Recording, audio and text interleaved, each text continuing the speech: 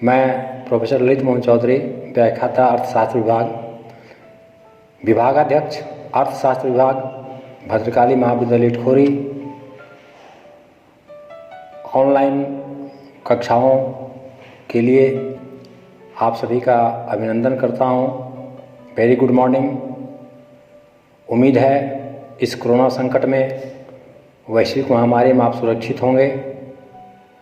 और जैसा कि आप सबको पता है, पूरा विश्व एक गंभीर आपदा से गुजर रहा है। आप सभी जहां भी हैं, इस महामारी से अपने आप को सुरक्षित रखें और सुरक्षा से संबंधित जो गाइडलाइंस हैं, जैसे मास्क का प्रयोग करना, सैनिटाइजर्स का प्रयोग करना, हाथों को कई बार धोना, अनावश्यक घर से बाहर नहीं निकलना, इन सभी पहलुओं का पालन करें। Stay home, stay safe. छात्र छात्राओं, आज मैं आप लोगों को आपके कोर पेपर, जो आपका 13वां पेपर है, लोक वित्त अर्थात पब्लिक फाइनेंस, तो लोक वित्त के से संबंधित पहलुओं पर प्रकाश डालूंगा और विगत वर्ष कुछ वर्षों के परीक्षाओं में पूछे गए प्रश्न पत्रों से मैंने जो निष्कर्ष निकाला है, उसमें ये देखा है कि अधिकांश प्रश्न पत्रों में एक प्रश्न आता है, लोक वित्त और निजी वित्त में क्या अंतर है। आज मैं आप लोगों को लोक वित्त के अलग अलग पहलुओं और लोक वित्त और निजी वित्त में अंतर पर संक्षेप में बताने का प्रयास करूंगा। लोक वित्त अर्थात पब्लिक फाइनेंस, अर्थशास्त्र के विद्यार्थी होने के नाते आपको ये जानकारी रही होगी कि अर्थशास्त्र को 5 भागों में बांटा गया है। अर्थात अर्थशास्त्र की विषय सामग्री में 5 विषयों को शामिल किया गया है। उन 5 विषयों में उपभोग अर्थात कंजप्शन, उत्पादन अर्थात प्रोडक्शन, विनिमय अर्थात एक्सचेंज, वितरण अर्थात डिस्ट्रीब्यूशन और सबसे अंत में राजस्व, लोक वित्त या पब्लिक फाइनेंस को शामिल किया गया है। अर्थात पब्लिक फाइनेंस अर्थशास्त्र का एक महत्वपूर्ण विभाग है। जहाँ तक शब्द इसके उत्पत्ति का प्रश्न है, राजस्व संस्कृत शब्द के राजन प्लस स्व के मिलने से बना है। राजन प्लस स्व। इसमें राजन का अर्थ होता है राजा का धन,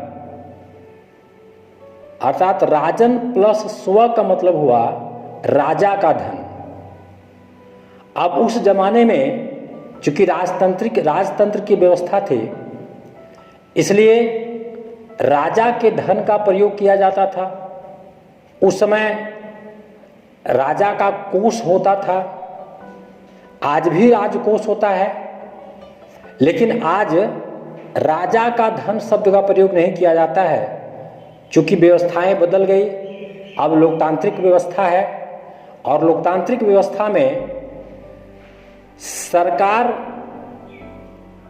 के द्वारा आर्थिक क्रियाएं संचालित की जाती है।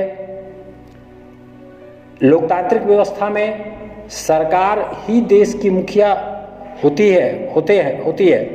इसलिए राजस्व का अर्थ वर्तमान समय में राज्य अपने कार्यों को पूरा करने के लिए राज्य अपने देश से, राज्य अपने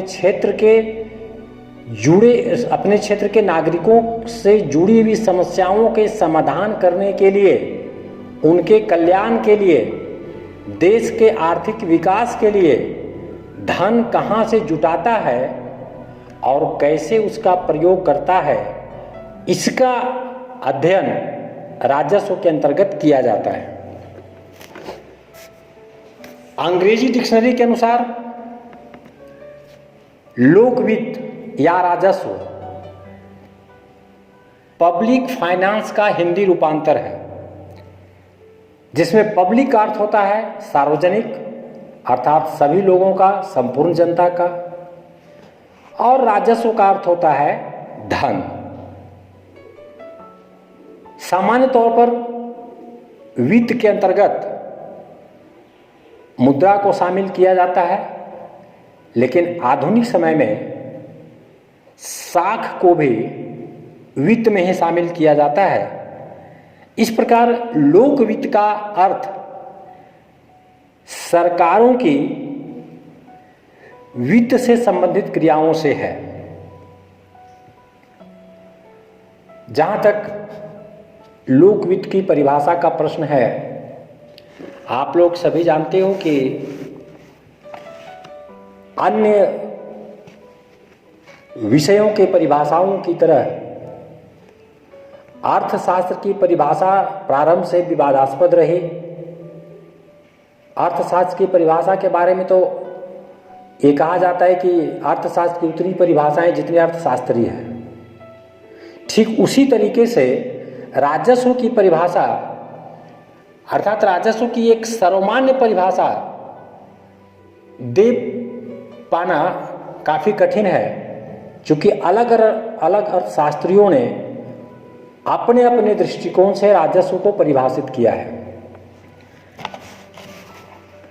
मैं आपको डाल्टन की परिभाषा बताता हूं। डाल्टन ने अपनी पुस्तक प्रिंसिपल्स ऑफ पब्लिक फाइनेंस में कहा था कि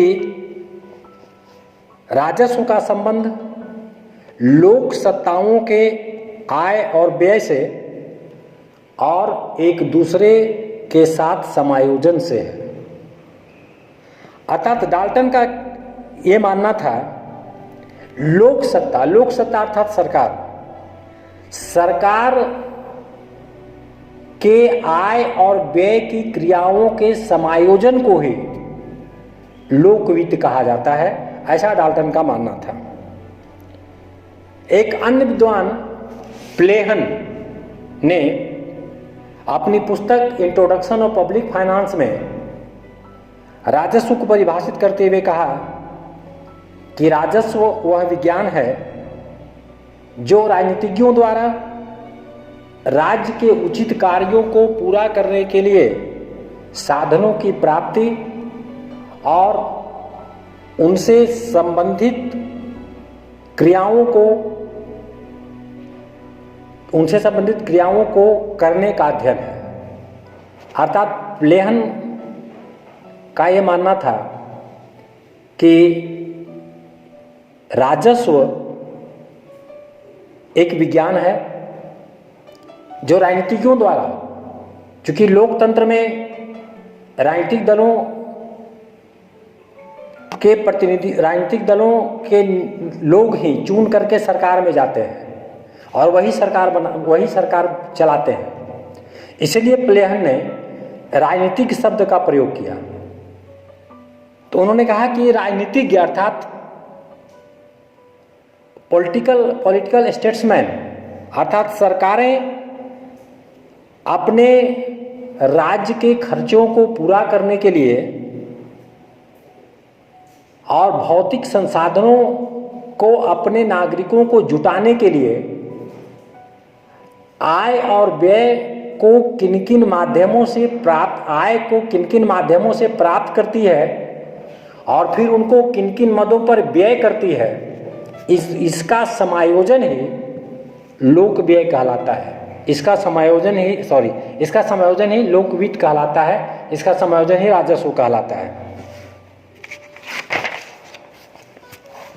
एक और परिभाषा फिंडले सिराज की है।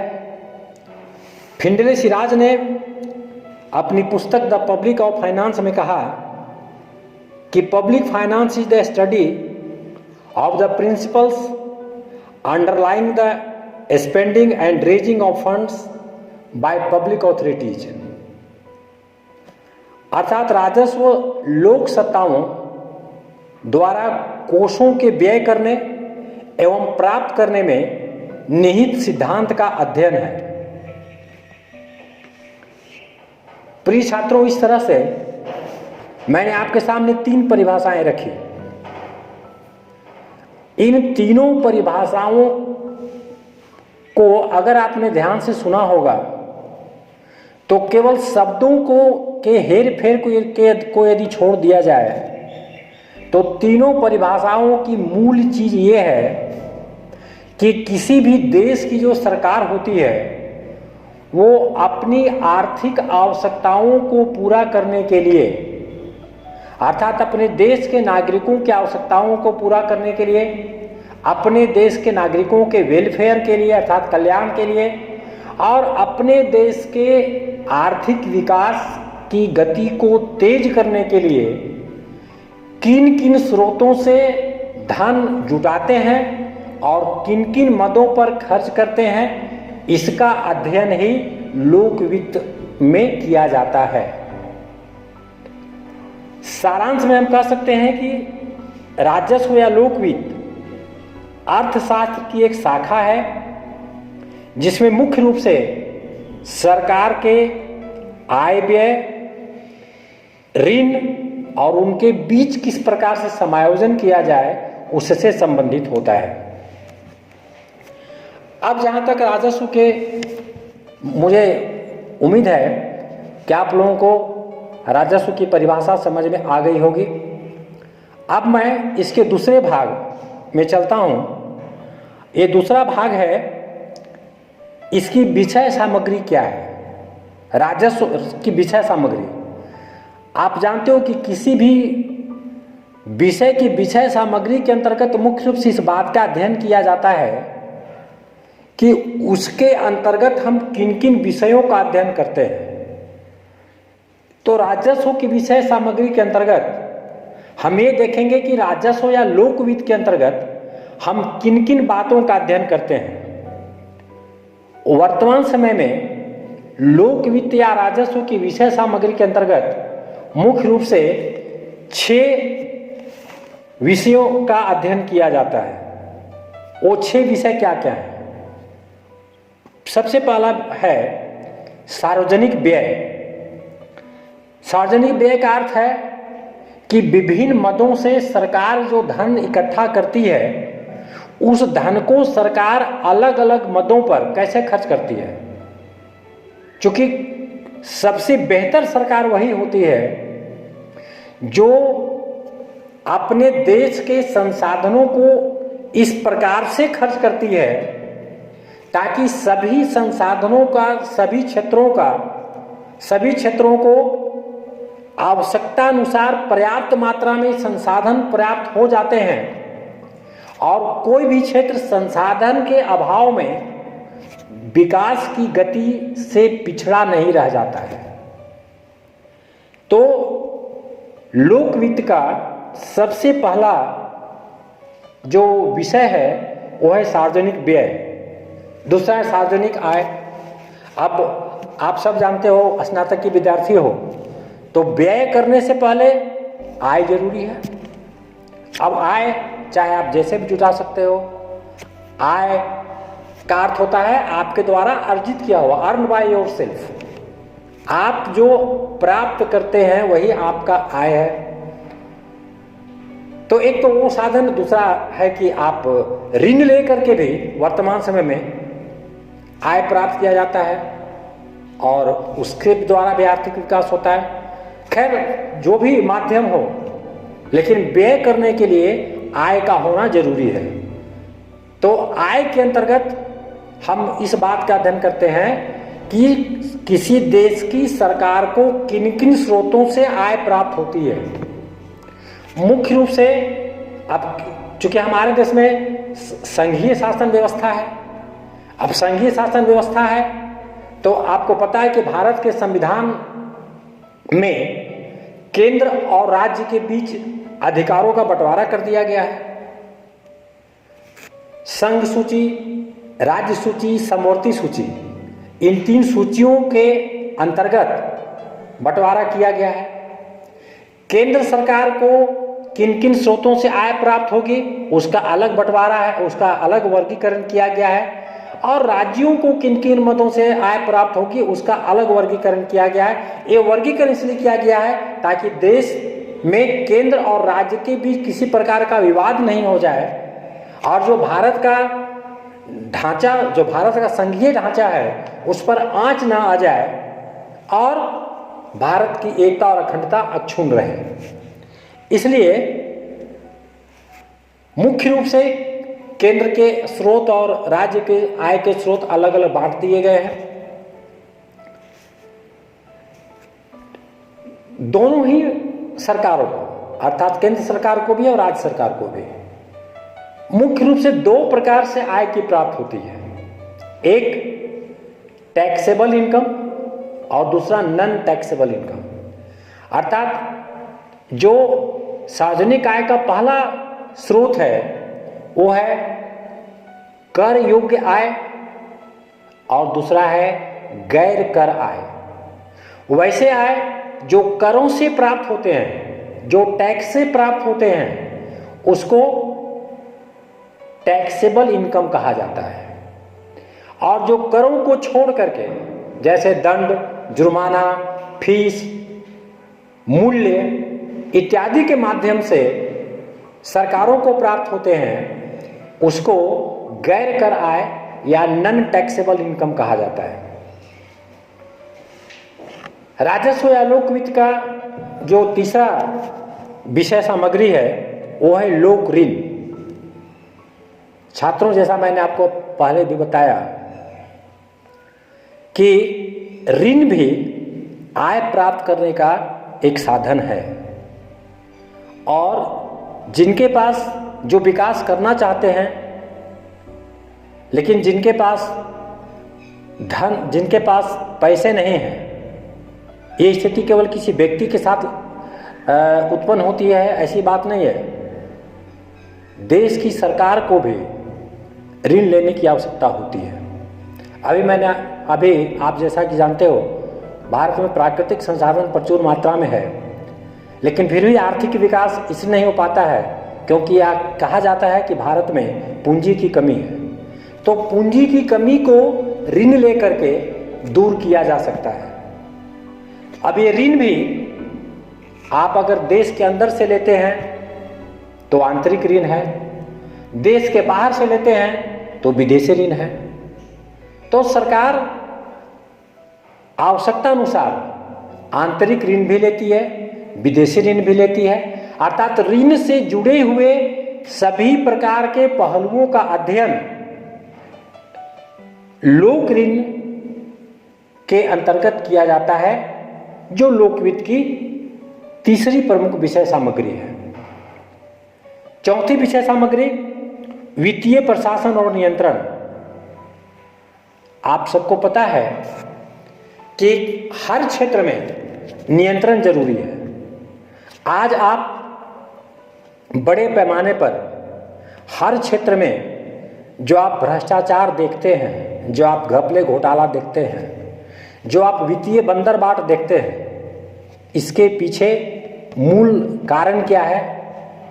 अगर आप गहराई से देखिएगा तो आपको पता चलेगा कि इसके पीछे मूल कारण ये है कि नियंत्रण का अभाव है। एक उत्तरदायी नियंत्रण नहीं होने के कारण देश में इतनी सारी वित्तीय समस्याएं पैदा होती है।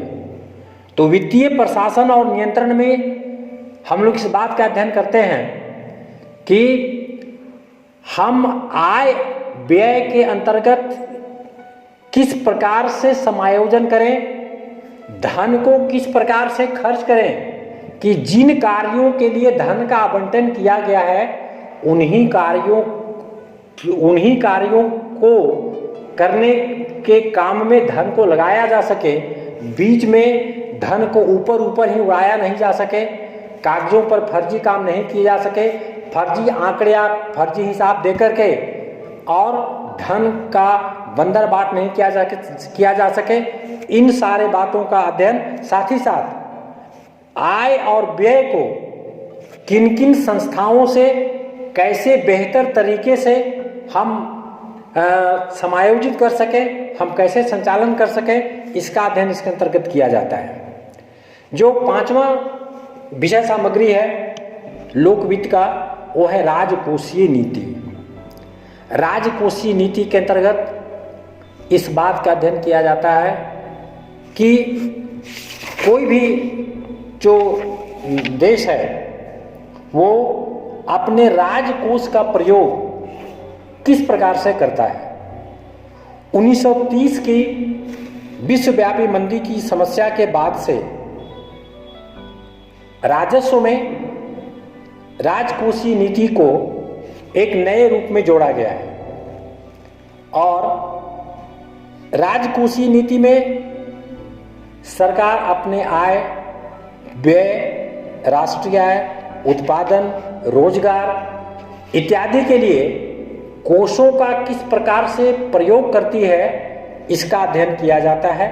और जो राजस्व की छठी और अंतिम विषय सामग्री है संघीय वित्त, संघीय वित्त अर्थात उसको आप फेडरल फाइनेंस कर सकते हैं। फेडरल फाइनेंस में हम मुख्य रूप से संघीय वित्त के अंतर्गत आय और व्यय के मदों के बंटवारे की व्यवस्था, जिसके बारे में मैंने आपको पहले बताया कि भारत के संविधान में संघ सूची, राज्य सूची और समवर्ती सूची के माध्यम से केंद्र और राज्य के बीच संसाधनों का बंटवारा कैसे किया जाए, इसका अध्ययन किया गया है, इसका वर्णन किया गया है।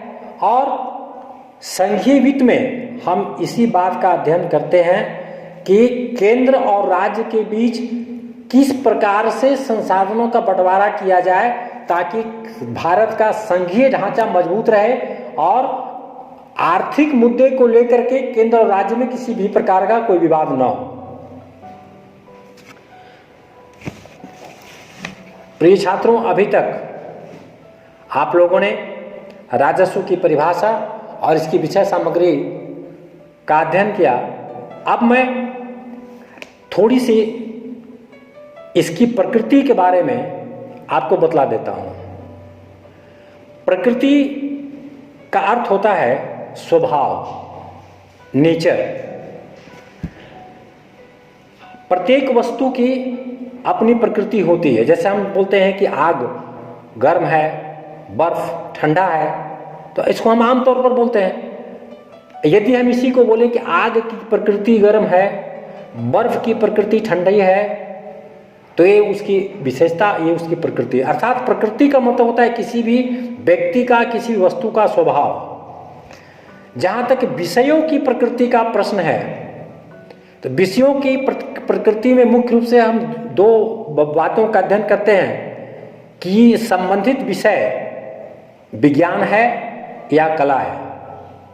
राजस्व की प्रकृति में भी हम इस बात का अध्ययन करेंगे कि राजस्व विज्ञान है या राजस्व कला है। विज्ञान में भी हम फिर ये देखेंगे, is finance a pure science, is finance a pure science और इट ए पार्शियल साइंस। अर्थात क्या राजस्व एक पूर्ण विज्ञान है, एक विशुद्ध विज्ञान है या आंशिक विज्ञान है, या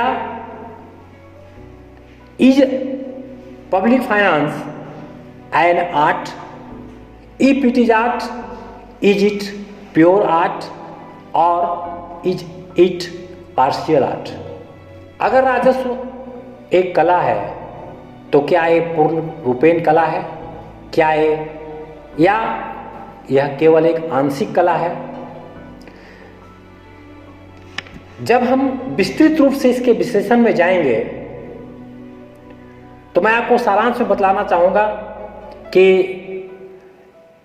राजस्व के अंतर्गत बहुत सारे गुण विज्ञान के पाए जाते हैं, लेकिन विज्ञान जितना ऑथेंटिक होता है, विज्ञान जितना प्रामाणिक होता है, उतना ऑथेंटिक और उतना प्रामाणिक राजस्व के वैज्ञानिक पहलू नहीं है। ठीक उसी प्रकार से कला की भी सारी विशेषताएं राजस्व में नहीं पाई जाती। कुछ विशेषताएं कला की पाई जाती है और कुछ विशेषताएं विज्ञान की भी पाई जाती है। इसी आधार पर राजस्व की प्रकृति के संबंध में हम यह निष्कर्ष निकालते हैं कि राजस्व न तो पूर्णतः विज्ञान है, न तो पूर्णतः कला है, बल्कि हम यह कह सकते हैं कि राजस्व विज्ञान और कला दोनों है। अर्थात the nature of public finance is that it is both science and arts. It is not pure science and not pure arts, it is mixture of science and arts. अब अंतिम चरण में जो परीक्षा के लिए बहुत उपयोगी है, लोकवित्त और निजी वित्त में अंतर, मैं इस पर प्रकाश डालना चाहूंगा, कृपया आप ध्यान देंगे। लोकवित्त के बारे में मैं आपको बता चुका हूं, निजी वित्त के बारे में आप थोड़ी समझें। निजी का अर्थ होता है अपना, अपना अर्थात जो बिल्कुल आपका हो, जिस पर किसी और दूसरे का अधिकार नहीं हो, वो निजी। लोक अर्थात जिस पर सारे लोगों का अधिकार हो, वो लोक कहलाता है। जिस पर केवल किसी एक व्यक्ति का अधिकार हो, वो निजी कहलाता है। इस दृष्टि से वैसे आर्थिक संसाधन जिस पर किसी एक व्यक्ति का अधिकार होता है, वह निजी वित्त कहलाता है, और वैसे आर्थिक संसाधन जिस पर संपूर्ण समाज का अधिकार होता है, वो लोक वित्त कहलाता है। अब ये दोनों में अंतर क्या है? लोक वित्त और निजी वित्त में अंतर क्या है? सबसे पहला अंतर है लोक वित्त और निजी वित्त के समायोजन में अंतर। अब समायोजन का मतलब क्या होता है? समायोजन का मतलब होता है, उसके लिए एक शब्द है एडजस्ट, एडजस्ट करना। लोक वित्त में सरकार किस प्रकार से अपने आय को जुटाती है और कैसे व्यय करती है, और उसी लोक वित्त, उसी वित्त में, उसी के अंतर्गत एक निजी व्यक्ति निजी वित्त अपने लिए कैसे जुटाता है, उसको कैसे खर्च करता है। यही जो बेसिक अंतर है, वही समायोजन से के अंतर्गत आता है। जहां तक लोक वित्त का बात है, लोक वित्त में सरकार, जैसा कि आप सब जानते हो, सरकार खर्च करने से पहले बजट बनाती है। एक साल का बजट बनाती है जो वार्षिक बजट कहलाता है, और फिर 5 साल के लिए योजनाएं बनाती है जो पंचवर्षीय योजना कहलाता है। लोक वित्त में सरकार पहले बजट बना लेती है, तब संसाधन जुटाती है। निजी वित्त में व्यक्ति पहले अपने संसाधन को जुटा लेता है, तब बजट बनाता है। अर्थात लोक वित्त में सरकार पहले खर्चों को सूचीबद्ध करती है, और तब फिर वो सोचती है कि इन खर्चों को के लिए संसाधन कहां से आएगा, वो उसकी चिंता बाद में करती है। निजी वित्त में व्यक्ति पहले अपने जेब के संसाधनों को देखता है और उसी संसाधनों के अनुरूप अपने आवश्यकताओं को सूचीबद्ध करता है। उसको दूसरे शब्दों में कह सकते हैं कि लोक वित्त में सरकारें पहले पैर फैला के तब चादर की व्यवस्था करती है, और निजी वित्त में व्यक्ति अपना चादर पहले व्यवस्था करके तब उसके अनुसार पैर फैलाता है। ये बेसिक अंतर है लोक वित्त में और निजी वित्त में। ये पहला अंतर है। अब आई दूसरा अंतर। दूसरा अंतर है उद्देश्य का अंतर। आप सब जानते हो, सरकार का उद्देश्य निजी व्यक्ति के उद्देश्य से अलग होता है। सरकार सर्वजन हिताय सर्वजन सुखाय के सिद्धांत पर काम करती है। सरकार व्यय करते समय इस बात को ध्यान में रखती है कि उसकी क्रियाओं से अधिक लोगों को कैसे लाभ प्राप्त हो।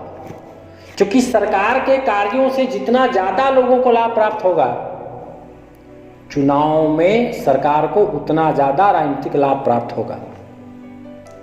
इसलिए सरकार का उद्देश्य होता है कि सरकार के जो धन खर्च हो रहे हैं, सरकार का जो पैसा खर्च हो रहा है, उसका लाभ ज़्यादा से ज़्यादा लोगों को कैसे मिले। अर्थात सरकार सार्वजनिक हित को ध्यान में रख करके खर्च करती है। लेकिन आप जानते हो, निजी व्यक्ति केवल अपने निजी हित, केवल अपना परिवार, केवल अपने भोजन, अपने वस्त्र, अपने पानी, अपने स्वास्थ्य, अपने शिक्षा, अपने चिकित्सा पर खर्च करता है। तो दूसरा अंतर है कि लोक वित्त का उद्देश्य जहां पर सार्वजनिक होता है, निजी वित्त का उद्देश्य वहीं पर व्यक्तिगत होता है। तीसरा अंतर है आय और व्यय में संतुलन किस प्रकार बनाया जाए। देखिए, संतुलन बनाने का अर्थ है कि अब सरकार के आय के स्रोत निजी व्यक्ति के आय के स्रोत से कहीं बहुत अधिक होते हैं।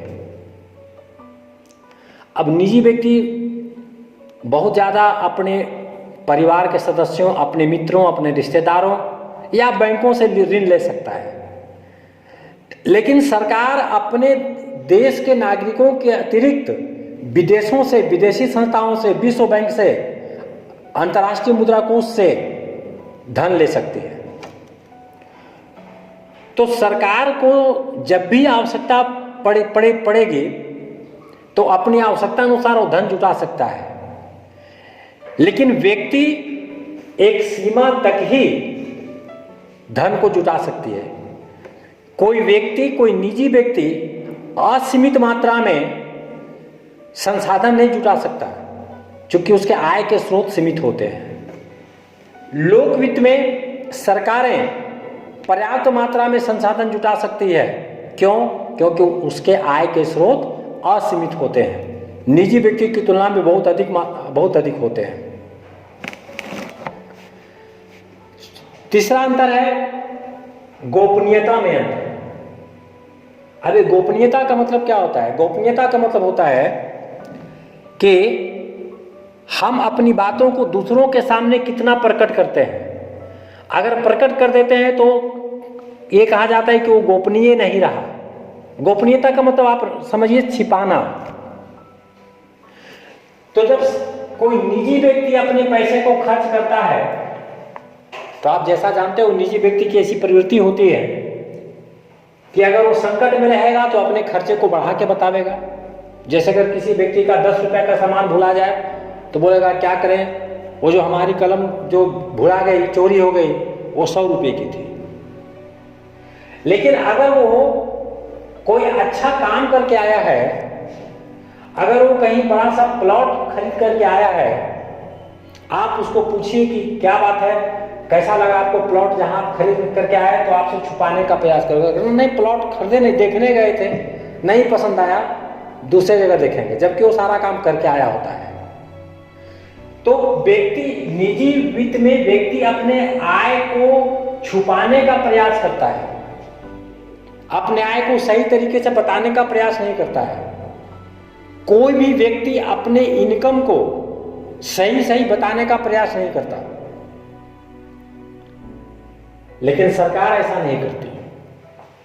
सरकार बजट बनाती है, और जब बजट बनाती है तो संसद में उसको पास करवाती है, और उसके बाद print media, electronic media, social media, जितने भी तरह के प्रचार के आज के जमाने के ऑथेंटिक साधन हैं, इन सभी के माध्यम से जनता के बीच वो अपने संपूर्ण आर्थिक क्रियाओं को एक वर्ष के अंतर्गत सरकार के द्वारा किन किन स्रोतों से कितने पैसे आए और सरकार ने जिन जिन स्रोतों से जितने पैसे प्राप्त किए उन स्रोतों को फिर किन किन मदों पर खर्च किया, इन सारे विवरण को जनता के सामने रख देती है। यही अंतर है लोक वित्त और निजी वित्त में कि लोक वित्त में गोपनीयता बिल्कुल भी नहीं होती और निजी वित्त में गोपनीयता पाई जाती है। उसके आगे जो चौथा अंतर है वो है बजट की प्रकृति में अंतर। अब ये बजट की प्रकृति का मतलब क्या हुआ? अब बजट की प्रकृति में यहां पर जो हम जानेंगे वो ये है कि बजट किसके लिए है।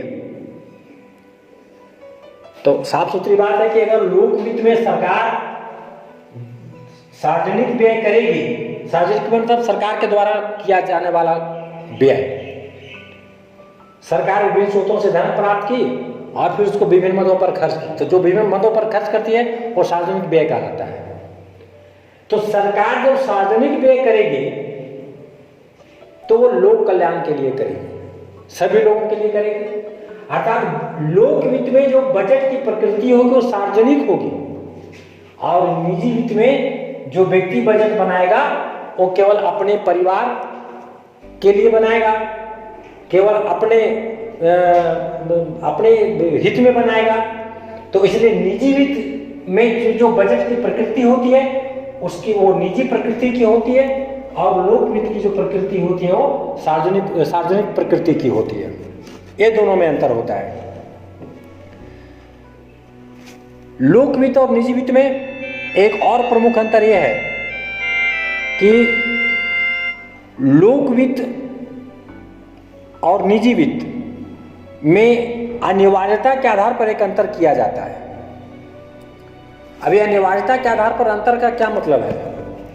अनिवार्यता के आधार पर अंतर का मतलब यह है कि अगर सरकार को आय प्राप्त करना है और अगर सरकार उसके लिए कर लगाती है तो आप जानते हो कर की परिभाषा में साफ साफ लिखा हुआ है कि कर एक अनिवार्य भुगतान होता है जो उस देश के निवासियों के द्वारा उस देश की सरकार को भुगतान किया जाता है। अर्थात यह अनिवार्य है।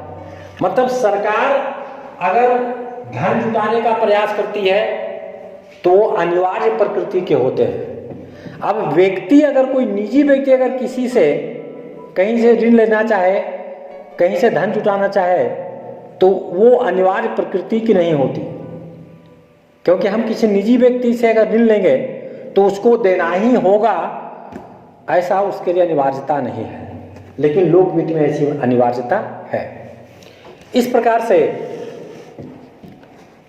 आप लोगों के सामने मैंने आज की कक्षा में लोक वित्त की परिभाषा, लोक वित्त की विषय सामग्री, लोक वित्त की प्रकृति और लोक वित्त तथा निजी वित्त में अंतर पर संक्षेप में प्रकाश डाला। मुझे उम्मीद है कि आपको ये पसंद आई होगी, साथ ही ये आपके परीक्षा के लिए उपयोगी भी साबित होगी। आप इसका लाभ उठाएंगे। आपसे आग्रह है कि अगर आपको ये पसंद आए तो इससे अधिक से अधिक लाइक करें और ज़्यादा से ज़्यादा सब्सक्राइब करें ताकि अधिक से अधिक छात्र छात्राएँ इसका लाभ उठा सकें। बहुत बहुत धन्यवाद। Stay home, stay safe, good luck.